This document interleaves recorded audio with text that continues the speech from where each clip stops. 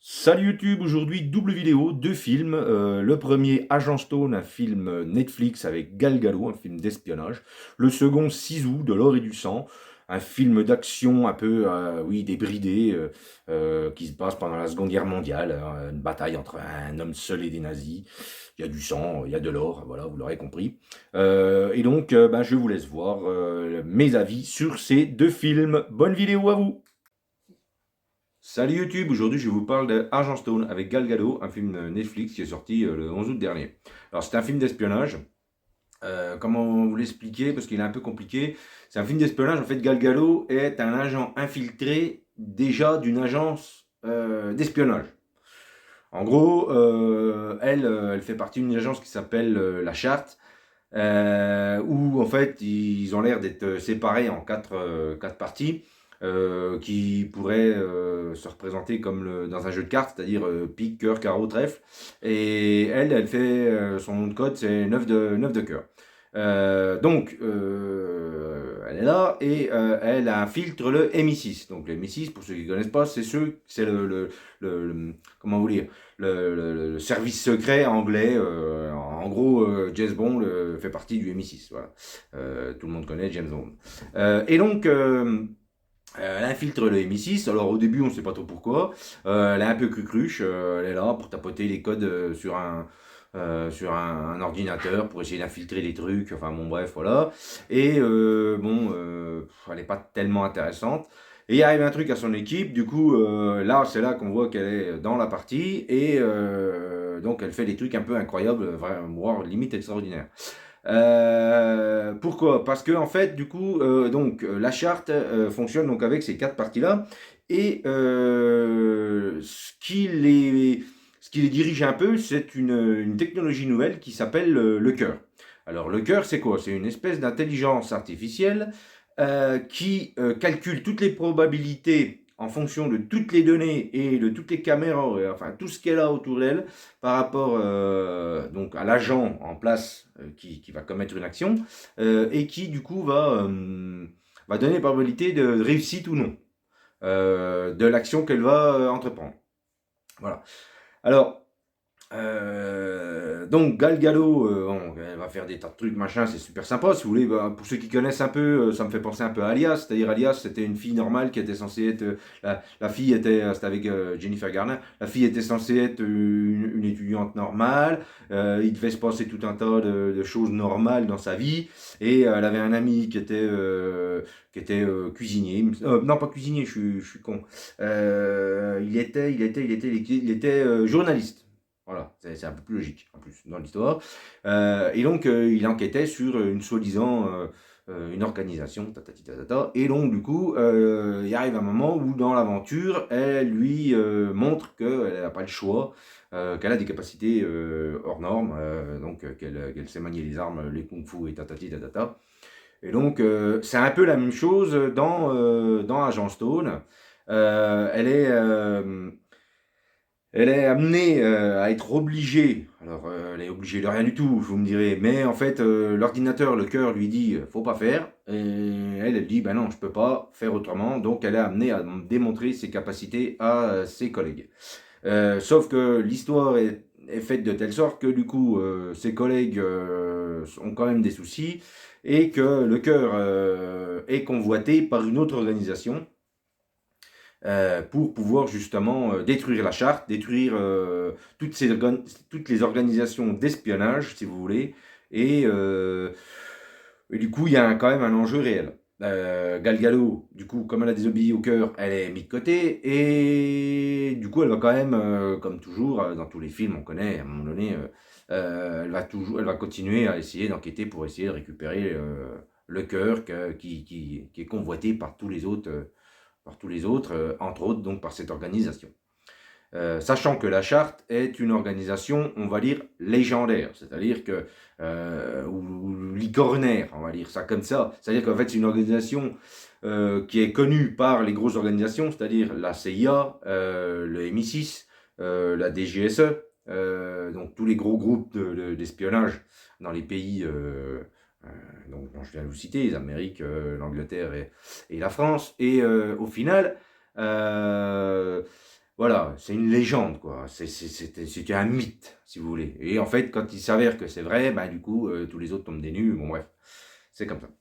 Et donc, agent mis sur le bord de la route, euh, tout un tas de menaces, si vous voulez, et on a l'impression qu'il n'y a que elle qui va pouvoir sauver le truc. Donc, c'est un peu comme ça qu'a amené le film. Alors, le film, je l'ai trouvé plutôt sympathique, je me suis pas embêté, mais il y a quand même deux, trois soucis. Deux, trois soucis parce que, si vous voulez, j'ai vu récemment Mission Impossible Dead Reckoning. Alors, Mission Impossible Dead Reckoning, il y en a qui vont me dire, s'ils ont vu les deux films, rien à voir, qu'est-ce que tu racontes? Alors si, à voir quand même quelque chose. Il y a quand même une intelligence artificielle dans Dead Reckoning. Alors, la différence entre Agent Stone et Dead Reckoning, c'est que l'intelligence artificielle de Dead Reckoning, c'est une intelligence artificielle qui cherche à avoir son indépendance pour pouvoir dominer, entre guillemets, le monde. Alors que dans Agent Stone, c'est une intelligence artificielle qui n'a aucune conscience, mais qui donne des informations aux gens. Mais les gens sont tellement persuadés elle a raison tout le temps, qu'ils finalement la suivent bêtement. Voilà, donc pas grand chose à voir si vous voulez, mais il y a quand même des similitudes.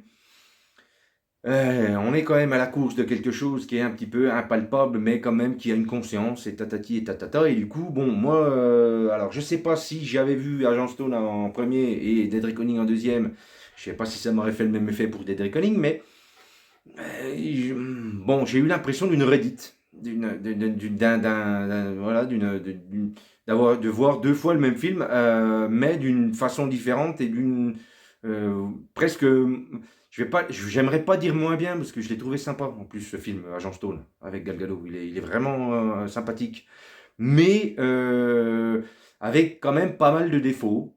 Alors, Dead Reckoning n'est pas exempt de défauts. Je peux pas vous dire ça, mais si vous voulez, il est moins bien construit. On veut le construire autour c'est peut-être un peu plus réaliste, Agent Stone.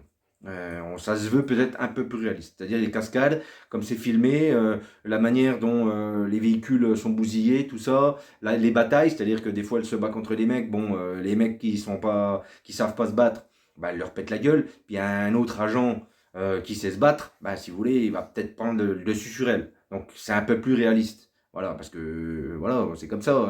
Un homme et une femme, si le mec est beaucoup plus balèze, bah, il arrivera à la dominer par la force, pas forcément par la technique, si vous voulez. Il arrivera à un moment donné, s'il la chope, ben, c'est comme ça.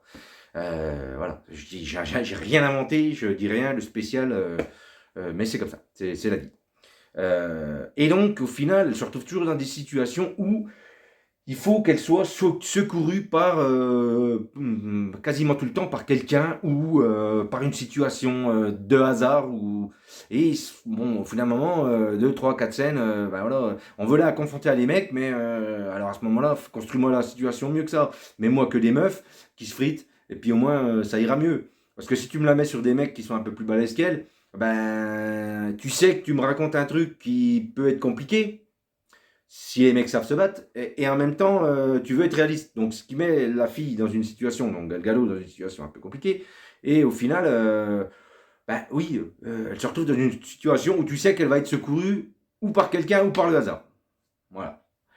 Alors après, cascade, ça claque, c'est pas mal. C'est plutôt bien fait, c'est quand même une belle production, c'est une sacrée production, hein. Ils ont mis des pions dedans, je pense. Au niveau des effets spéciaux, ça claque aussi. Au niveau de l'histoire, bah, je vous dis, c'est un peu plus rengaine que j'aurais cru. Alors après, il faut être honnête, j'ai vu récemment tous les Missions Impossibles, donc ceux que j'avais vus jusqu'au 4, et les 3 derniers que j'avais pas vus, plus celui qui est sorti au cinéma récemment. Donc peut-être que j'ai fait une overdose. Et en plus de ça, j'ai vu toute la filmographie des James Bond avec Daniel Craig. Donc j'avais vu les 3 premiers, j'avais pas vu les 2 derniers. Donc sachant que pour les James Bond, il n'y a plus rien à prouver. Ça fait 20, 25, 30 ans, je ne sais plus, qui font les films. Bon, ben, voilà, ils savent en faire. Les Missions Impossibles, ben, après le troisième, c'est Christopher McQuarrie qui a repris le relais. Donc, c'est entre guillemets, c'est son bébé. Avec Tom Cruise, ils savent ce qu'ils font. C'est rodé aussi.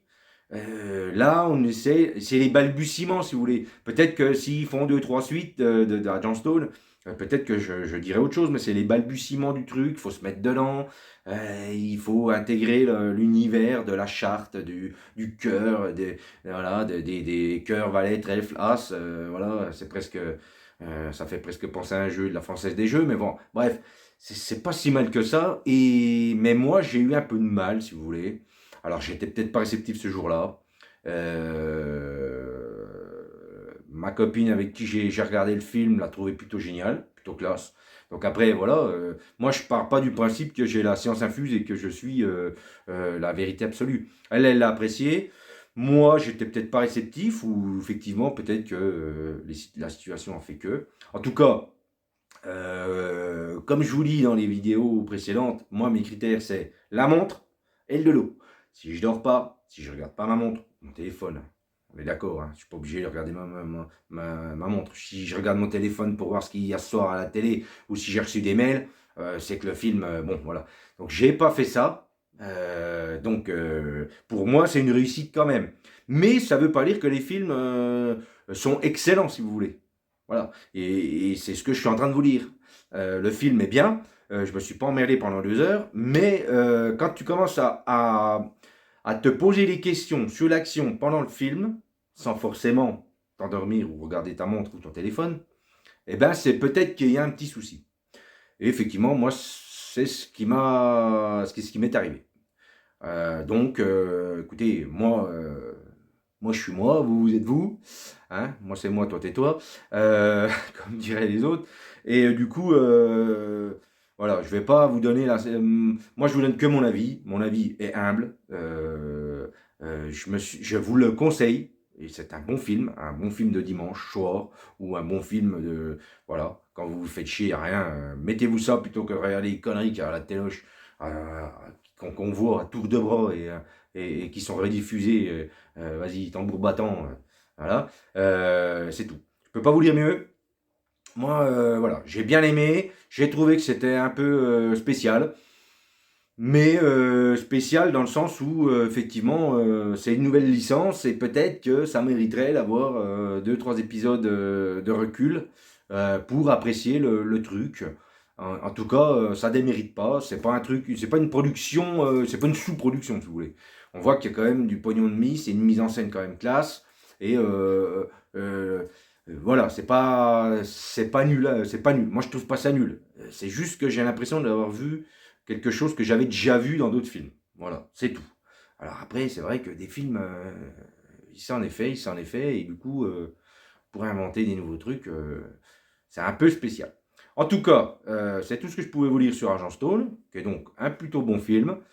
Pour ceux qui découvriraient un peu le genre espionnage.